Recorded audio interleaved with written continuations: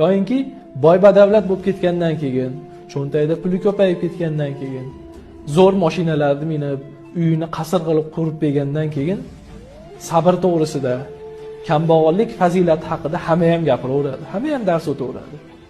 Chunki uni qalbi xotirjam, puli bor, qarzi yo'q, muammosi yo'q. Xotirjamchilikdan, sabrdan, bu qora kunlarga sabr qilishlikni hamma boy badavlat odam ham gapiraveradi. Haqiqiy mardlik nima desa, o'sha sabrdir. O'sha qanoatli bo'lishdi. Boriga shukr qilib, yo'g'iga sabr qilishlikni kambag'al odam, o'sha boshiga musibat tushib turgan, o'sha cho'ntagida puli yo'q odamlar, o'shanaqangi qimmatbaho mashinasi yo'q odamlar aytsagina maqsadga muvofiq bo'ladi. Ana o'shanda haqiqiy qolipga urgan bo'ladi.